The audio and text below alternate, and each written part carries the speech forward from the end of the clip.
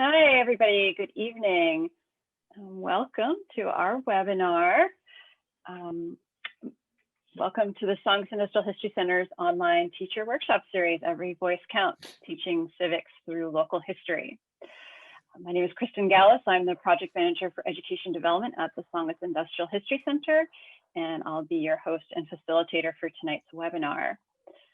I'm going to quickly share another screen. So there we go.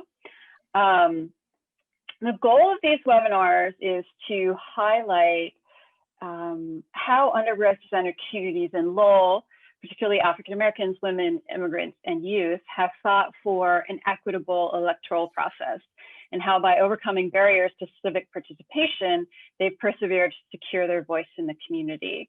We hope to inspire educators to teach civics through local history and contemporary issues with the new Massachusetts Social Studies frameworks focused on civics and civil rights.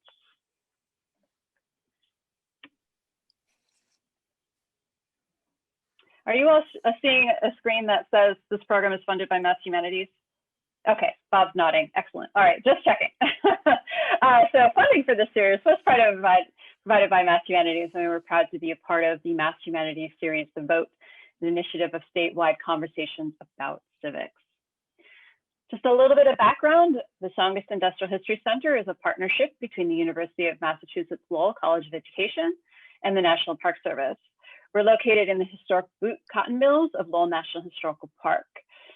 TIHC is a hands-on center where students and teachers learn about the American Industrial Revolution through activities and tours in the sites of where history and science happened. Of course, we're not able to do that right now. So in this time of remote learning, we're offering virtual field trips that provide an in-depth look at a topic related to the Industrial Revolution that will be facilitated by a professional educator. We promise with all of the energy and engagement that our in-person programs provide. You can find out more information at uml.edu/songus. And here's a list of the programs we currently have, the two above the line that are available right now for your booking on immigration and mill girls. And the ones below the line will be available in November and December, respectively. Just as an FYI, the virtual field trips are free in October and November, and starting December 1st, they'll be $125 each program. So if you're interested, do check out our website and call us for more information. So just a little bit about tonight's agenda. This meeting is being recorded, including the chat. So if you send private chats to somebody, that will be recorded as well. Just want to make sure you note that. I will be posting the recording of this webinar to the website page tomorrow by the end of the day, along with Bob's slides. So tonight we're going to just review some Zoom tools. I'm sure you're all experts on Zoom, but we're just going to go over them. We're going to do a quick who's in the room poll. Then Bob's going to present. We'll do some Q&A. I'll share with you some document collections and writing prompts that we've developed for this series. And then we'll just close with any final thoughts. So the funny story is these webinars were actually originally planned for March, to start the week following the COVID shutdown. And so at that time, none of us had very much facility with Zoom. Now we all do. So just to let you know about how we're gonna play this, please keep yourself on mute throughout the evening. Do feel free to use your video. If you'd like us to see you, we'd love to see you. If not, no worries. And then we are gonna use the chat box for questions. So if you have questions as we go along for Bob, I'm going to monitor that and record those and ask them during our Q&A time.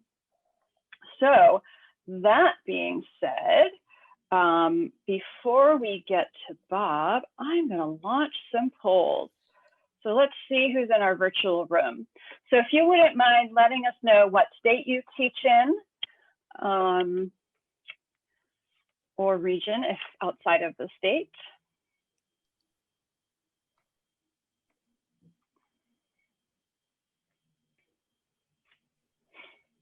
All right. So it looks like we've got Massachusetts, elsewhere in New England, and someone from the Midwest. Well, thank you, this person from the Midwest. We appreciate you joining us. I'm going to launch our second poll, which is not that one. The second poll is, hold on, I'm still getting the hang of it. Here we go. What grade do you teach? You could let us know what grade you teach.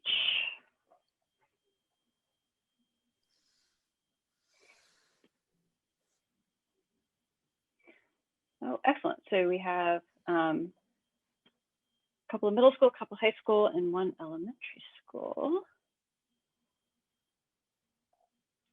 And then our last poll is, oops, that's not the poll.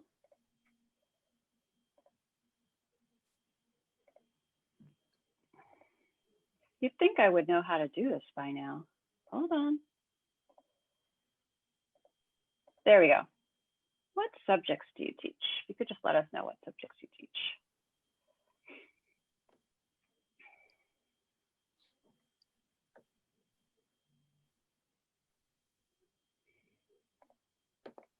All right, so history, social studies, civics, and other. Great. Thanks for letting us know that. That's helpful to know who's in the room. So without further ado, I'm going to introduce Bob Forrant. Professor Forrant is a distinguished university professor in the history department at University of Massachusetts Lowell. He teaches courses on global labor issues, labor history, immigration, and international development. He's also the director of the department's graduate program. He's been a consultant to the United Nations Industrial Development Organization, the International Labor Organization, the Organization for Economic Cooperation and Development, the International Metal Workers Federation, and several trade unions. Bob's also a longtime friend and collaborator to the Songus Industrial History Center and Lowell National Historical Park. He's the author of several books and many articles on labor and immigration history. Tonight, he's going to share with us an overview of voting rights in the United States and Massachusetts. So Bob, I'm going to turn it over to you. I'm going to mute myself and go ahead and take it away.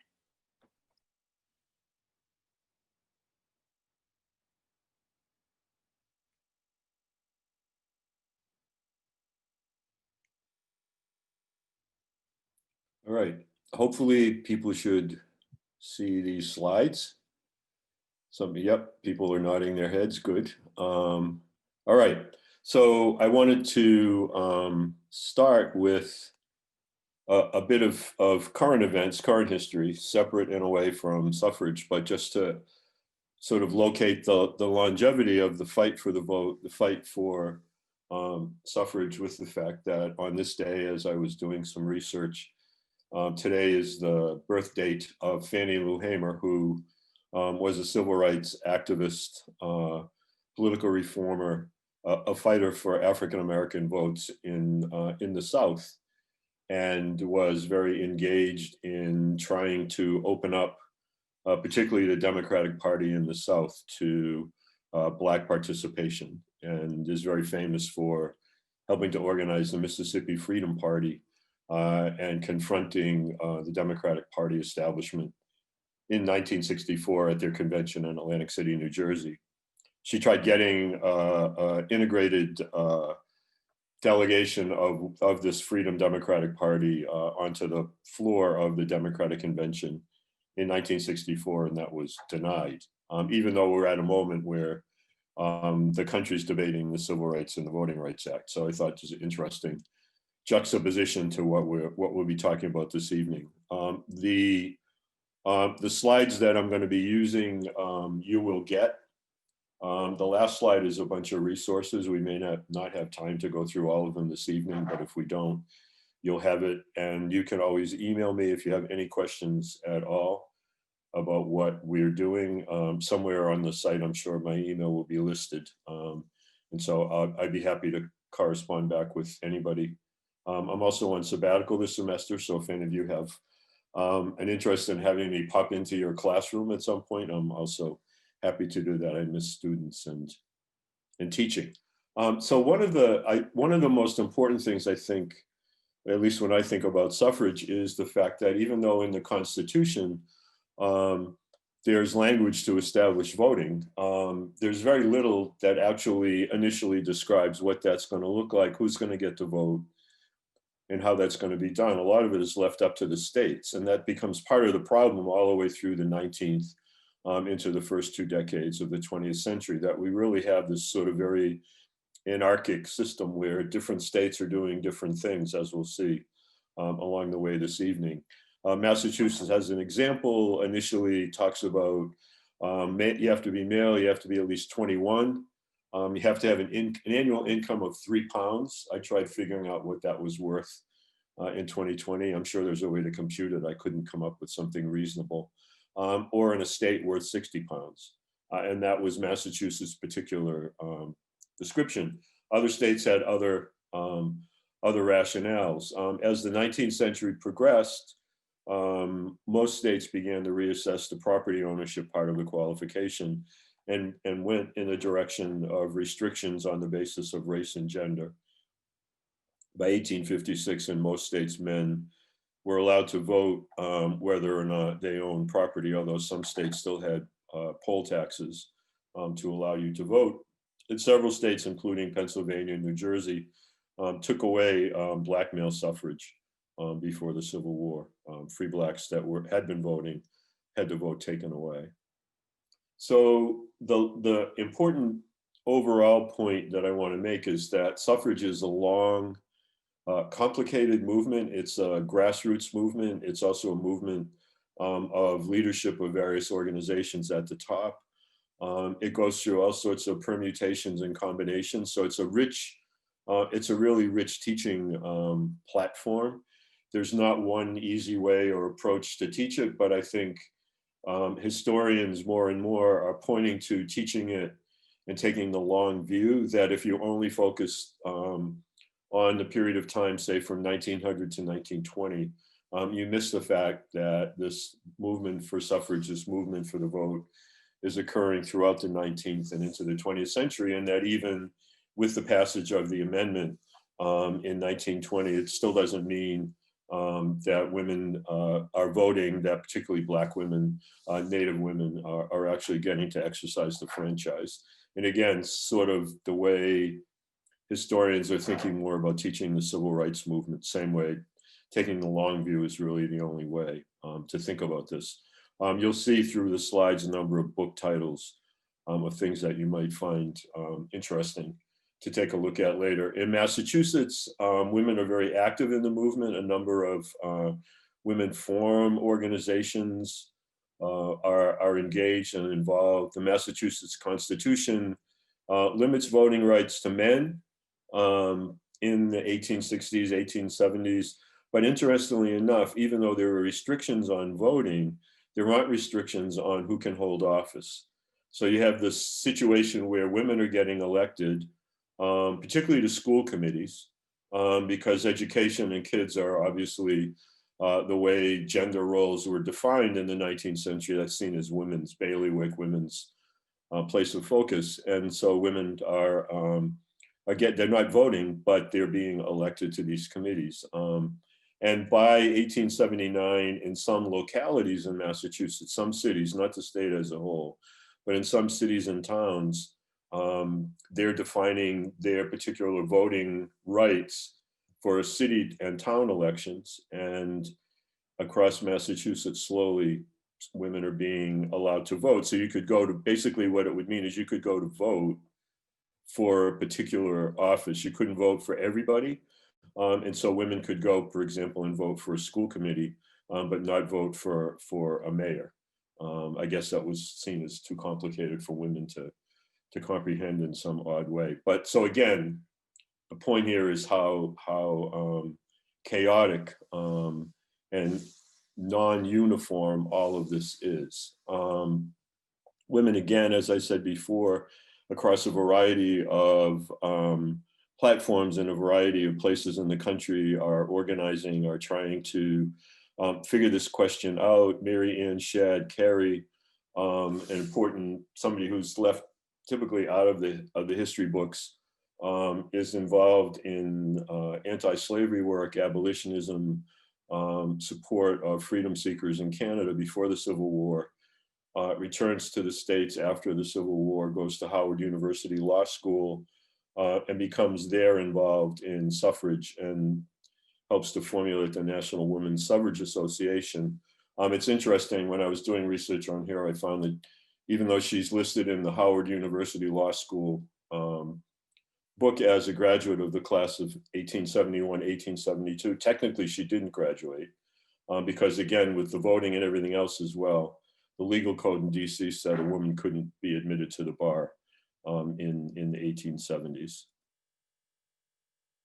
A couple more books. I'll go through these quick because just, again, you'll get the slides, but these are important for documenting, for thinking about how the movement works, particularly with respect to the African-American vote and the African-American women's vote in particular.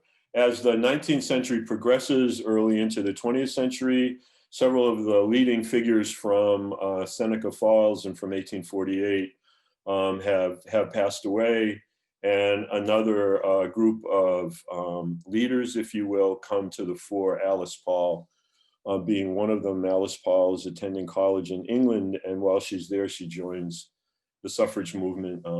In England, she's arrested several times, participates in hunger strikes, is force-fed, and when she comes back to the States, she becomes very active in forming this National Women's Party and adopting a lot of the radical tactics of the British. And the movement sort of takes a slightly different direction and becomes much more confrontational than it had been in the past. So they start to picket at the White House. They start to disrupt lots of meetings that are normally for men only. They become much more visible, confrontational as the 20th century opens up and as it progresses.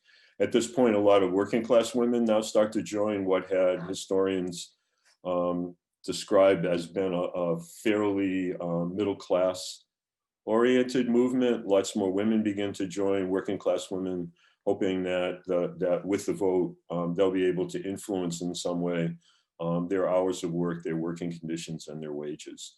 I know this will be talked about more when you take a look at the young women working in the Lowell mills in an upcoming session. Suffrage movement, suffragists picket in front of the White House. This is a very famous photo in the Library of Congress. This is an embarrassment to the various presidents who occupy the White House at the time.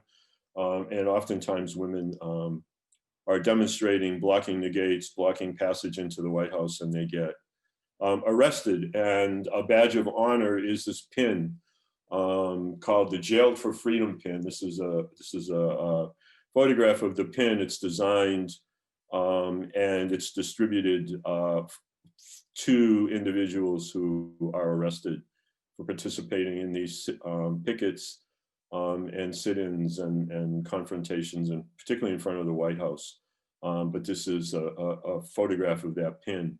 I find it does look pretty cool. I could imagine people being very inspired, walking around with the Jailed for Freedom pin on their coat lapel or maybe on the brim of their hat.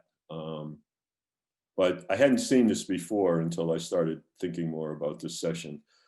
This is an interesting map I found the other day to show the variety of where the issue was at, both nationally, but also in North America in terms of female voting. And so you can see wherever this map is totally black in color, there's actually no voting whatsoever by women in those places for national offices. And then again, you can read the legend yourself, but it shows how strangely made this map is. You can see some states where people are voting, people can vote in the primaries, but not in the presidential races. Other places where they don't vote at all. There's a high concentration of states in the West and in the Northwest that where women have full suffrage. And again, it shows you as we're working toward what ultimately becomes this constitutional amendment, which gets put in place in 1920, how complex and bifurcated all of this is. At one point, suffrage campaigners from around the country actually begin walking, and they do walk from a variety of states in the nation to Washington, D.C. to demonstrate in front of the White House. This is a photograph of some of those walkers. But I think I like using this photograph with my students and getting them to look at and imagine being somebody involved in this campaign and walking from Utah or Oregon or wherever, and sort of how you build a movement, build publicity, build political activity as you're sort of taking this walk. The campaigns for suffrage are very creative in the way that they use media. We tend to only think of now with like Facebook and social media, Twitter and whatever, and Instagram, like that's the be all and the end all. But during this campaign, women were very effective in using a variety of media to campaign. And the Votes for Women poster that's there is really quite striking for the way it sort of shows it's okay for women to do, to scrub floors, be on their hands and knees all day, work in a hospital, work in a factory, a laundry, wait on tables or whatever, but somehow voting is going to basically somehow make them fall apart, which was one of the arguments against suffrage, that women's frail constitution wouldn't allow them to handle the heavy lifting that would be required to go into the ballot box and vote for Taft or Wilson, or Taft or Wilson or Roosevelt. Somehow that would be a really difficult thing for women to do. Also, these buttons, which I find really really interesting. The one with the flower with the sunflower is one for Kansas. But again, the creativity is really interesting, and people wearing and expressing their points of view. I should say, one of the things I've done with things like this is, as we're doing this work with my students, I'll ask them to work in small groups and actually design a button or a poster or whatever it might be. And again, try to get them into the spirit of thinking about how you would educate women about voting. And if you were a man in my class, how you would educate your backward thinking men to persuade them that women should have the right to vote. The movement's going to build in intensity right around and during the First World War. This is a march in New York City. Over 1 million women sign petitions demanding the right to vote. Their signatures are placed on these placards that you can see people carrying down the street in New York City. It's a very famous Library of Congress photo again. There's also opposition, and there's an organization that comes out that's essentially opposed to suffrage. And this is one of the posters that they have making their arguments. Basically, they're saying, I mean, one of these is really fascinating, because the ballot in the hands of men, and this is the argument for not letting women vote, because the ballot in the hands of men has not proved a cure-all for existing evils, and there is no reason to believe it would be more effectual in the hands of women. So because men have screwed up, I mean, that's what they're arguing. Why let women vote? I mean, the logic here is stunning, obviously, because women are not suffering from any injustice, which giving them the ballot would rectify. But again, this is a document's interesting for working with students. This is an anti-suffrage poster. This was published in Life magazine in 1912. It's also in the Library of Congress. It's in the public domain, so it's something anybody could use in their class. And when you look at this, it's obvious what the message would be, that what's going to happen to this poor woman as she's working her way towards suffrage. All these things she's going to leave behind, all these things she's going to lose by becoming involved and working for the vote and getting the vote. So you really get these really interesting juxtapositions here. There's also the Battle of the Postcards. which is really fascinating. And so you can see here on one side of the screen an anti-suffrage postcard, and obviously the opposite on the other side. And there really is, so this is sort of like for me, when I think about this, I tell my students this is sort of the early 20th century version of Twitter wars. It's postcard wars. So these things were sold as postcards and were mailed and were used in campaigns. This is another one which is pretty striking. The anti postcard, where the caricature of a woman speaking out for suffrage, is just seen in this really horrific light. And then the way to deal with her is to nail her tongue to a post. I mean, it's pretty violent and pretty graphic. But again, this is the tenor of the time as we're working our way forward. In Massachusetts, there's a Massachusetts Women's Suffrage Association. Most states had such an organization. There's a referendum that's on the ballot in Massachusetts in 1915. There had been one a bit earlier in the late 19th century. This one in 1915, the image on the right is the bluebird, which is the symbol for suffrage for women during this particular campaign. These are put up, 100,000 of these are put up across the state in highly visible ways. The referendum fails, not surprisingly. And when it fails, the only state in Massachusetts, I don't know if anybody from Massachusetts on here is from Tewksbury, but the only community in Massachusetts that votes in favor of female suffrage is Tewksbury, and only by one vote. The referendum is defeated. Only 35% of voters vote in favor. So while I think these days we think of Massachusetts as a liberal bastion of sorts, it certainly wasn't with respect to voting back then. Native American voting, problematic as well during this period of time. Even though citizenship rights are given with the 14th Amendment, Native peoples are excluded, are not allowed to vote. The right to vote is finally recognized, but not until 1948 with a Supreme Court case.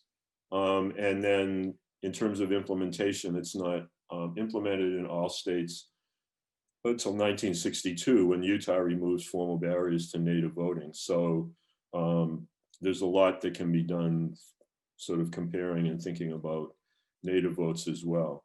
So one question my students always ask is, why did it take so long? And in terms of when the amendment was passed and women began to vote, were there any really dramatic changes in the way elections turned out? And I mean, not a lot changed right away in terms of votes and voting, in terms of how people voted, either Democrat or Republican, immediately after 1920. One of the reasons, oppositionally at least, is just this whole ingrained set of standards around masculinity and femininity, and you can see that in the graphics that I showed you a bit earlier. And as well, as we progress through the 19th century into the early 20th century, people are struggling over suffrage and over women's right to vote, but we're also now re-entrenching, if you will, the denial of African-American suffrage. And there's also incredible debates going on and efforts to exclude immigrants from voting, and people who speak foreign languages from voting. And so in the country as a whole, there's a real sort of struggle going on that's sort of pushing back against this idea of political rights and small d democracy. I think the way that we would think about it, and the suffrage is tied up in these larger questions of who can vote, who should be able to vote, and everything connected with it. So I think that's a big piece of the puzzle here as we're working our way forward. The poster here is another one that was advocating for why women should be given the vote. this is the cover of Life magazine, even though Life magazine, if you go back and look through lots of issues of Life magazine, a lot of what's in Life before the amendment is passed is in opposition. A lot of the articles, a lot of the advertisements, but this becomes the cover of Life magazine. This is in the Smithsonian Gallery. This is the cover in October of 1920 with just the word congratulations below on the cover. And I think this is really, so there's the two of the people most active in the movement. I'll just read this last little bit. This is really the last slide. Carrie Chapman Catt and Nettie Schuler write this book called Women's Suffrage and Politics in 1926. And they say to get the word male out of the Constitution cost women of the country, quote, 52 years of pauseless campaign. During that time, they were forced to conduct 56 campaigns of referenda to male voters, 480 campaigns to get legislatures to submit suffrage amendments to voters, 47 campaigns to get state constitutional conventions to write women's suffrage into state constitutions, 277 campaigns to get state party conventions to include women's suffrage planks, 30 campaigns to get presidential party conventions to adopt women's suffrage in party platforms, and 19 campaigns with 19 successive Congresses. So this is an incredibly difficult, long, involved organizational effort on the part of countless numbers of women, most whose names sadly are lost in a way to the history books. But when you look at these numbers and you imagine these sorts of campaigns, and for any of you that might be involved in an electoral campaign these days, imagine all of these numbers and being engaged or involved in all of these activities, and just how difficult all of this was, how people could have been thinking it's never going to work, we're never going to get there, sort of the ups and downs and morale of trying to move this rock up the hill. And again, simultaneously, people are campaigning, trying to think about the African-American vote. We know in 1920, as the suffrage amendment is working its way through the final ratification in states, is a spate of riots and violence against African-American communities, particularly in 1919. So all of this is going on at this really intense moment of American social and political history. These are the resources I mentioned. I'm not going to open them now, but you'll have them when you get the slides. And I believe I'm right on time, and I'm going to stop sharing my screen. Thanks, Bob. We did have actually a couple of questions that reference a couple of the slides. So the first question was about I think it was probably your third slide, the book cover with the woman in the colonial militia garb holding the musket. There's someone who wondered if there's more context for that book and the image on the book. The book itself is exclusively focused on Massachusetts and the suffrage vote in Massachusetts. The colonial garb and sort of the reference is in the book. It starts out sort of with what's Abigail, right? Abigail Adams telling John Adams when he goes to do the Constitution in Philadelphia, don't forget the women. And so it's sort of a byplay on that.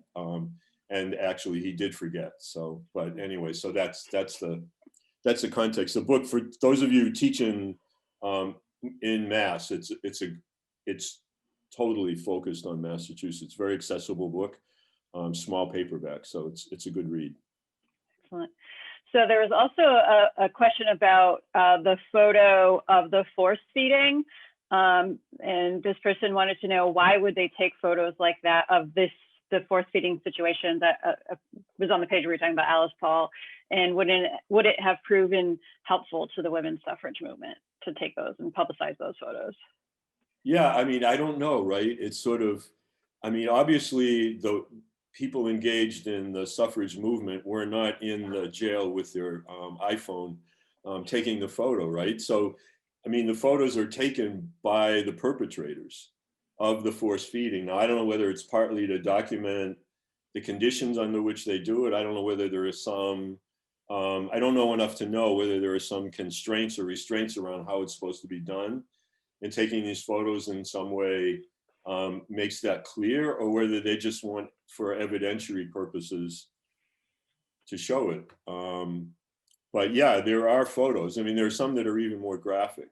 And I just decided not to show the more graphic ones. But yeah, it's a great question. Like, why would you, right? I mean, if we think of things over the summer with George Floyd or whatever, where people can capture in the moment, couldn't do it quite the same way, obviously, back then. But those photos were taken by the perpetrators.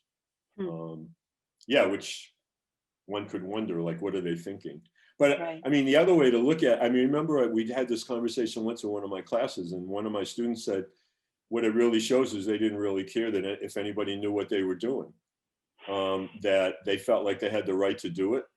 And they didn't particularly care who saw it. And they weren't thinking of like what history would say post the activity, which I thought I felt like giving the person a star, because I thought it was a really good answer.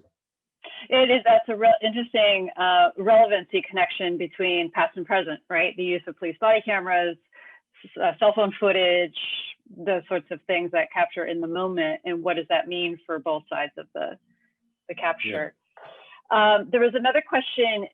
Did Native leaders view gaining eventual citizenship and the right to vote as progress, or did they see it as a degradation of Native rights and sovereignty? It's a complicated question, and the answer basically is people, depending on who you were, where you were from, people saw it both ways. There wasn't a uniformity of opinion with respect to sorting all of this out. Eventually, as the 20th century wore on, the citizenship granting in the mid-1920s, but not being able to vote, essentially sort of in a way called the question. And as land was being taken and as people were being, sort of forced into territories and such, it became important to try to figure out, okay, well, how then do we have voice? And if we can't vote, I mean, it's still going on today, where the Trump administration just recently took land away from the Native peoples in Mashpee on Cape Cod in Massachusetts. And so it's still happening. But again, the citizenship's given in the 20s. It takes till the 40s for there to be a Supreme Court case challenging whether or not people can vote. And it's not till the 60s where the final state sort of says, yep, you can vote. And now in the 2020 campaign, voter ID is becoming another challenge on Native lands, because one of the voter ID clauses that's being put in place in a lot of states where there are significant numbers of Native peoples living in their own territories, you're supposed to have a street address to get an ID. And in most of those places, street addresses in the formal way we think about them aren't on offer. And so you have all these people that are being stricken from the rolls or being disappeared from the rolls. And so in the last couple of 4 years, as they've shown up to vote, they've been stricken from the rolls. There's no record because they don't have a formal place in the way that I might think about. I live at 56 Methuen Street in Lowell. Thanks for giving away your address, Bob. Yeah, I don't care. You could come find me if you want. So yeah, it again sort of, for me, what and your point to earlier of like how you can connect these things to now. There's a thread here that runs all the way through. That's why I started with Fannie Lou Hamer, because even though women get this vote ostensibly with the constitutional amendment in 1920, here she is in 1964. I'm still struggling to try to figure out actually how does she get to vote in Mississippi. And so, yeah. And just a note on, so the Fannie Lou Hamer and African American right to vote in 2 weeks, Professor Herman Triant, from Bob's colleague from UMass Lowell History Department, will be directly addressing African American suffrage in that history and the not so carried through promise of the 15th Amendment. So Bob, I've got a question for you. With the fact that there are lots of teachers on the call tonight, how would you encourage teachers and students to start looking for these stories of political activity or voting rights in their communities? The Fannie Lou Hamers, the Alice Pauls, like how can we find them in our own communities? I think one of the ways to do this, one of the resources that's on that resource page is from a teacher who doesn't teach, and it was retired, but taught at Beverly High School for years and started a website with his students that was actually started out by looking at suffrage and the vote in 1920. And in so doing was able to identify the names of a lot of the people that were involved by having the students read newspaper accounts of what was happening and such. And then just beginning to do family trees and all sorts of stuff, and ultimately doing interviews with family members who were still around. In some cases, finding artifacts, photographs, and building this really interesting website. So I think that part of it is because, I mean, we know of, Susan B. Anthony, we know of Katie Stanton, we know of Alice Paul, we know of people who are leaders like at that level. What we don't know is at the grassroots. And I think you're also going to get that next week. I think next week is Allison, right? Yep, next week's Allison. And so she's done a lot of that detective work in Lowell to identify in Lowell who were the activists, who were the community engaged people. And a lot of it is just a lot of work. Right. You just got to dig in. And I think, I mean, the one thing that again, with my own students, what I'll do is I'll pick out, like I know, for example, from what I've just given you, there are these referenda in 1895 and again in 1915. So reading local newspapers in 1914 and 1915 to the run-up of those referenda, you'll find letters to the editor, you'll find editorials, you'll find news articles, you'll find spokespeople, you'll find their names, and that's the way that you can begin to figure that stuff out. And then again, depending on what you're doing with students, you can link that into the census and figure out, okay, where are these people from? Are they married? Do they have kids? Do they work? And you basically try, which I know is what Allison did, and you then try to figure out, okay, how do you make these little mini biographies? And my students actually love doing that kind of stuff more than listening to me talk. Because they're actually doing the work of historians, Bob. They're actually being historians. Which is the point, right? Ultimately. And so and the benefit now of being able to do it is we have so much of this stuff has been digitized. So many of the newspapers are available through online sources, census records and things. It's a lot easier to do this now. Even in COVID times, it's a lot easier to do it than it would have been even 10 years ago. Right. On the line of seeking out stories of the not so prominent people, I'd like to recommend a podcast for people.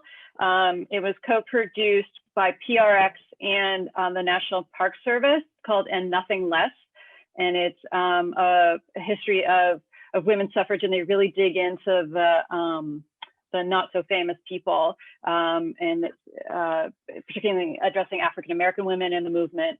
But it's called In Nothing Less, and there's a picture of Ida B. Wells as the icon for it, so you can't miss it in your podcast store. Bob, I'm going to ask you one more question, and I know this is something you could wax on for hours. So, I won't. what was the relationship between labor unions and the suffrage movement? So it's checkered. The same way as it's checkered with respect to the African American vote. And so sadly, I think not, it doesn't change a lot until the early 20th century, when a lot more women, particularly in like the garment trades and things like that in New York City, become much more politically engaged and active around dangerous work and the Triangle Fire, the Bread and Roses strike in Lawrence. males in the trade union movement who have been reluctant to even organize women within the workforce now begin to realize that women, actually working class women, are actually a political force, and so they begin to change the way that they think about this. So actually, where there's more activism around the vote and struggling for the vote is going to be found in like the Socialist Party, the Socialist Labor Party, things like that. And from lots of people coming in from European countries who have had more political rights in some parts of Europe, but also more engagement in unions and union organizing. They become much more activist in their communities.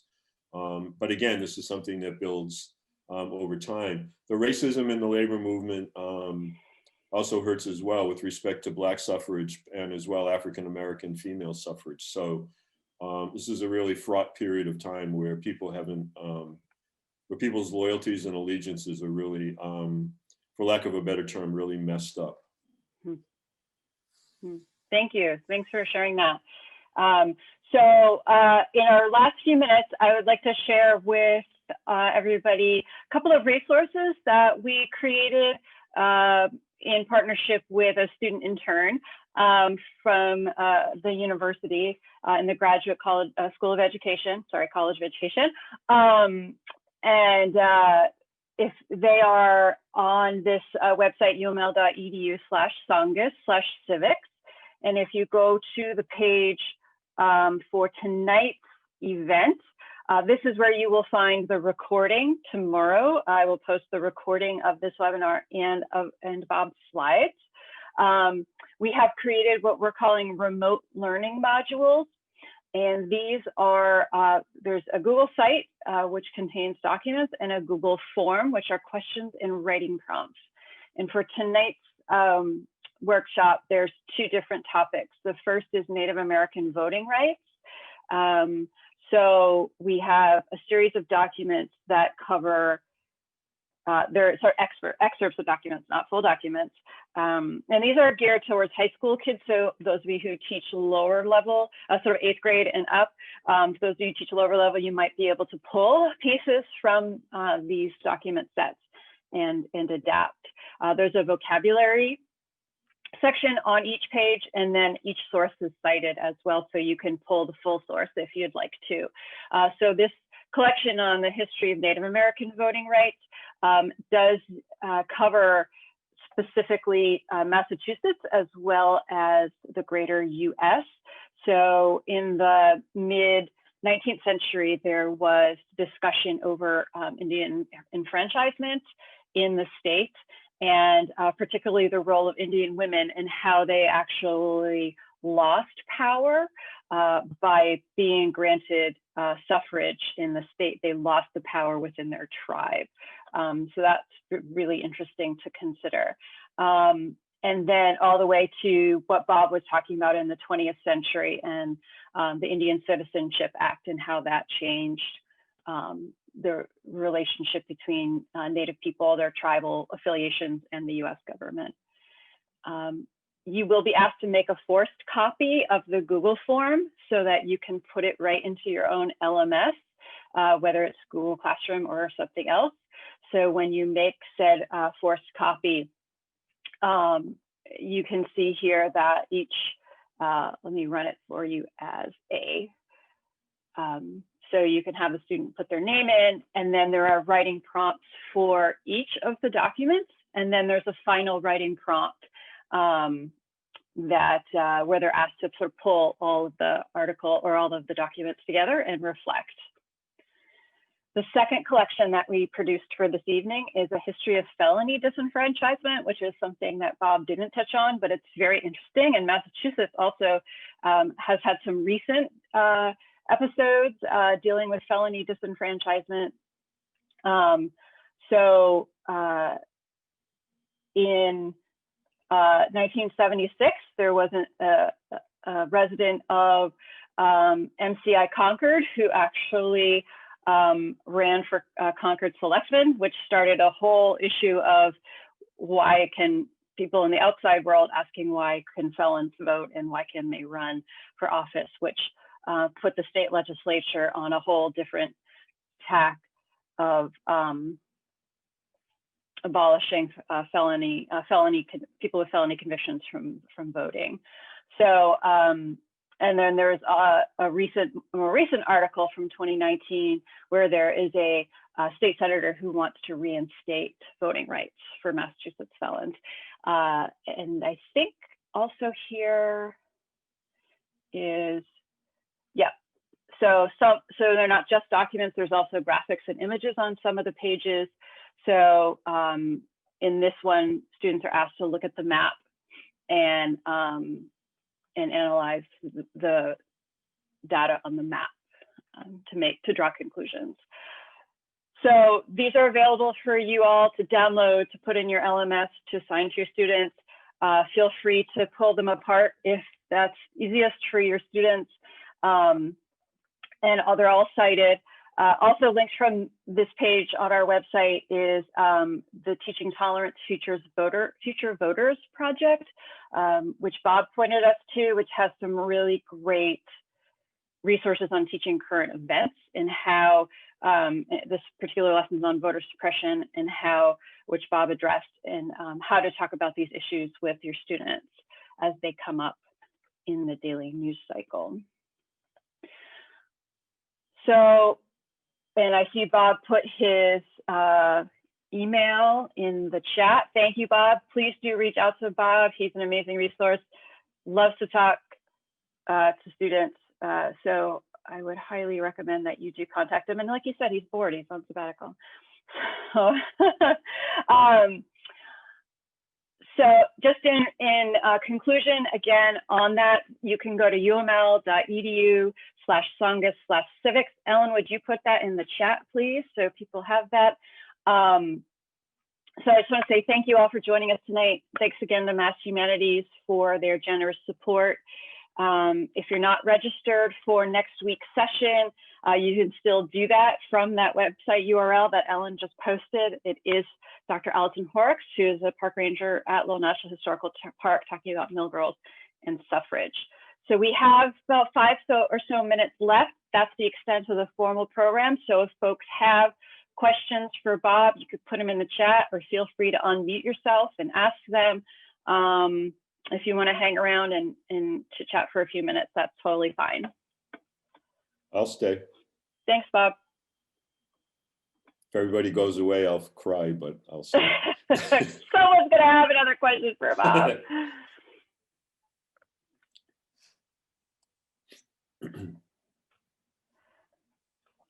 So Bob, I did have another question actually that you might be willing to address. This is one of those great hypothetical questions I'm going to put to you.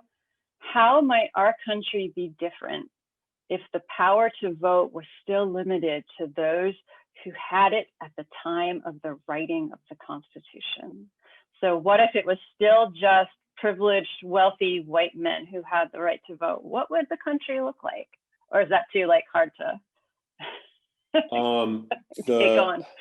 Yeah, well, I mean, I think the cynic in me would say we're sort of moving, at least for right now, we're kind of moving in that direction in terms of how much wealth sort of gets to decide these things. And while people have the vote, the mechanisms we have right now are so controlled by money that in a way, even though it's almost like the vote is a veneer to make us feel like we're participating, but so I don't know. I mean, I definitely think there have been different moments in time where the expansion of the electorate and more people voting. I think there's a moment in the 1930s where working people take the vote really seriously, and particularly the 36 election when Roosevelt gets reelected to really implement the New Deal stuff is significant and important. I think the elections in 64 and 68 even have some bearing, but I'm not sure I think I think lately, I think the difficulty we have now is, and I said to you before, I don't want to talk about the Electoral College because it's too confusing and complicated to talk about. Infuriating. Yeah, but I think if we think about the last few elections and we think about 2004, I mean 2000 and how confused that was, and 2016, where the person with the most votes doesn't win. And we think about what conceivably can happen in 2020. We've been sort of playing around with the notion of suffrage and what it means, and sort of every vote, right? We use these terms, every vote counts, one person, one vote, but we're still not really doing that. I was reading the other day, which I never knew, and probably I should have, that absentee ballots most times aren't counted at all.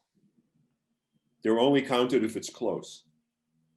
So really your vote isn't. So when you see a total, if there's 3,000 absentee ballots, those were never, if the vote was such that those 3,000 wouldn't matter, they're never counted, which means one person, one vote isn't really, it's weird, right? And the way votes are getting tossed now and the way people are being purged from the voter rolls, and I'm doing a conversation tomorrow night with the Chelmsford Public Library. They're showing a film on the election in Georgia and the Stacey Abrams election and voter suppression.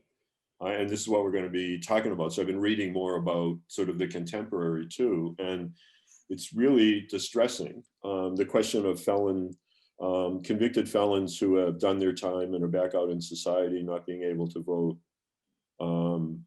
What's happening now with that in Florida. So, I mean, it's a long kind of an answer, but we're still not really at a point, where even at the local level,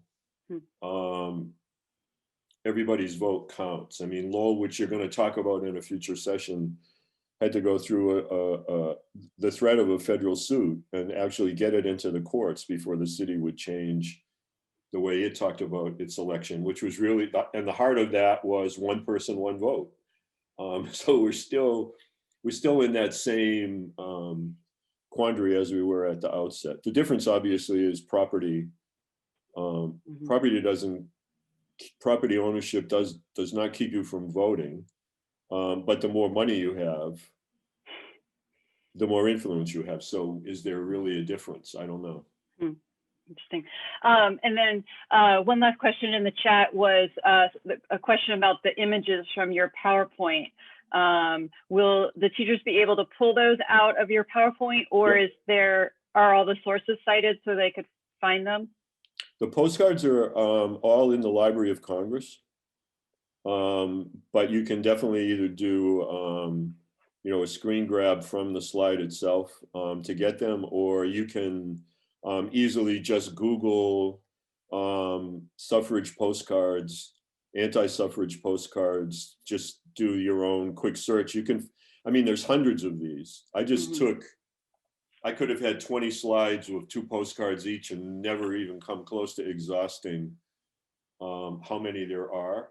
The anti ones are really graphic. I mean, only the one that I showed of the woman with her tongue being nailed to a post is really horrific, but there are some where women their faces are in cages. They look like Hannibal Lecter. And so the imagery on the other side is usually always hearts and flowers and do you love me and can we be friends, and almost like Valentine's Day sort of imagery, right? So they're really well worth getting students to look at. And again, then having the class try to figure out ways to design, like do the history and then figure out, okay, well, how would your neighbor thinks women shouldn't have a right to vote. Make a postcard to convince him or her. And have the students work on a project like that. I think it's really, because some kids do that better than reading a book or looking at a map, right? We all know that everybody learns differently. So I like that kind of stuff. And the anti part is really interesting to talk about. Like why, there's a powerful women's movement against women having the vote.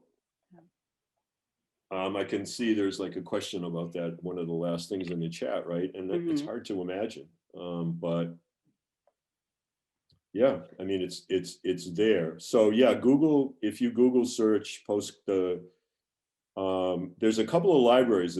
I think it might be the Kansas the Kansas History Library. There's 2 or 3 states in the Midwest where you would not necessarily think they would have saved the stuff that actually have created these incredible collections of this stuff. That's where the button came from with the sunflower. Because Kansas is the sunflower or whatever state or something like that. So you do the same thing, do suffrage buttons, Library of Congress, suffrage buttons, and they're all in the public domain, so no problem using them. Right.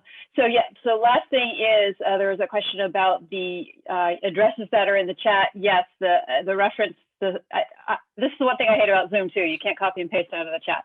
So unless there's a secret that nobody's taught me yet. But I will provide you with in the information tomorrow all the URLs that were listed. So thank you again to Bob. It was wonderful, exciting. And thank you to all of you for joining us. And again, to Mass Humanities for sponsoring us. So thank you and have a great night. We'll see you next week. Night, everybody. Good night. Bye. Wear your mask. Stay safe.